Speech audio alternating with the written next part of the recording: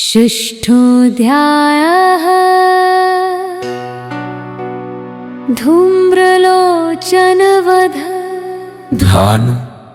मैं सर्वज्ञेश्वर भैरव के अंक में निवास करने वाली परमोत्कृष्ट पद्मावती देवी का चिंतन करती वे नागराज के आसन पर बैठी हैं। नागों के फनों में सुशोभित होने वाली मणियों की विशाल माला से उनकी देहलता उद्भासित हो रही है। सूर्य के समान उनका तेज है। 3 नेत्र उनकी शोभा बढ़ा रहे हैं। वे हाथों में माला, कुंभ, कपाल और कमल लिए हुए हैं तथा उनके मस्तक में अर्धचंद्र का मुकुट सुशोभित है।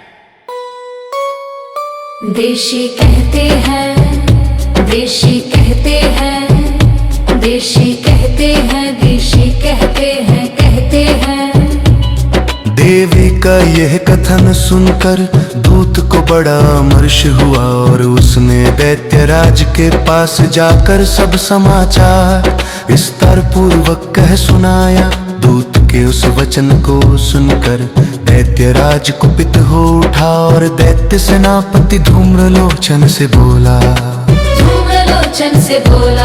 तुम शीघ्र अपनी सेना साथ लेकर जाओ और उस दुष्टा के केश पकड़कर घसीटते हुए उसे बलपूर्वक यहाँ ले आओ। उसकी रक्षा करने के लिए यदि कोई दूसरा खड़ा हो तो वो देवता, यक्ष अथवा गंधर्व ही क्यों न हो, उसे अवश्य मार डालना, उसे अवश्य मार डालना। ऋषि कहते हैं, ऋषि कहते हैं, ऋषि कहते हैं, ऋषि कहते हैं। शुंभ के इस प्रकार आज्ञा देने पर वह धूम्रलोचन दैत्य 60,000 असुरों की सेना को साथ लेकर वहां से तुरंत चल दिया। वहां पहुंचकर उसने हिमालय पर रहने वाली देवी को देखा और ललकार कर कहा, तू शुंभ निशुंभ के पास चल। यदि इस समय प्रसन्नता पूर्वक मेरे स्वामी के समीप नहीं चलेगी तो मैं बलपूर्वक झोंटा पकड़कर घसीटते हुए तुझे ले चलूंगा। देवी बोली, तुम्हें दैत्यों के राजा ने भेजा है। तुम स्वयं भी बलवान हो और तुम्हारे साथ विशाल सेना भी है। ऐसी दशा में यदि मुझे बलपूर्वक ले चलोगे तो मैं तुम्हारा क्या कर सकती हूँ। ऋषि कहते हैं, ऋषि कहते हैं, ऋषि कहते हैं, ऋषि कहते हैं, कहते हैं। देवी के यूं कहने पर असुर धूम्रलोचन उनकी ओर दौड़ा। तब अंबिका ने हुम शब्द के उच्चारण मात्र से उसे भस्म कर दिया। फिर तो क्रोध में भरी हुई दैत्यों की विशाल सेना और अंबिका ने एक दूसरे पर तीखे सहायकों, शक्तियों तथा फरसों की वर्षा आरंभ की।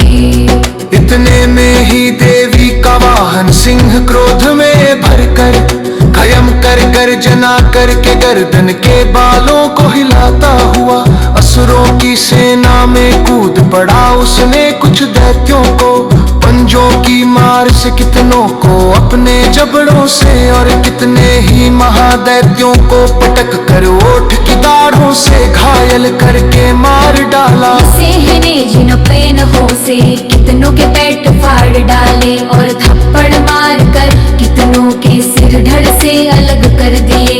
कितनों की भुजाएं और मस्तक काट डाले तथा अपनी गर्दन के बाल हिलाते हुए उसने दूसरे दैत्यों के पेट फाड़ कर उनका रक्त चूस लिया।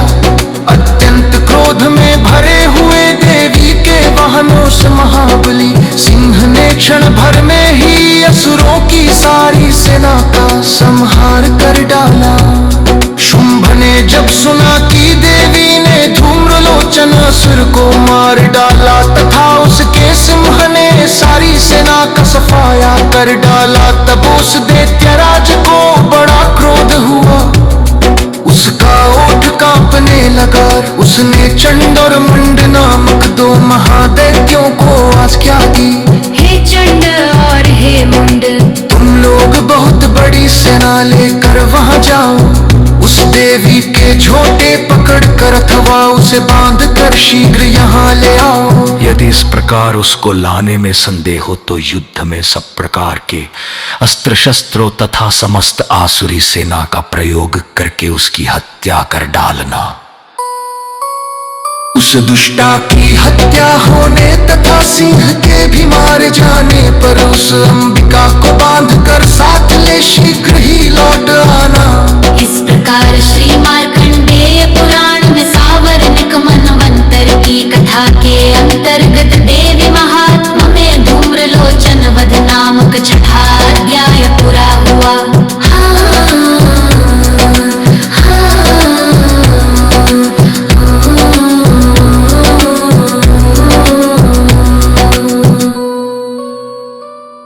आप सभी से निवेदन है कि चैनल को सब्सक्राइब अवश्य करें, एक वृक्ष अवश्य लगाएं, आपका दिन शुभ हो,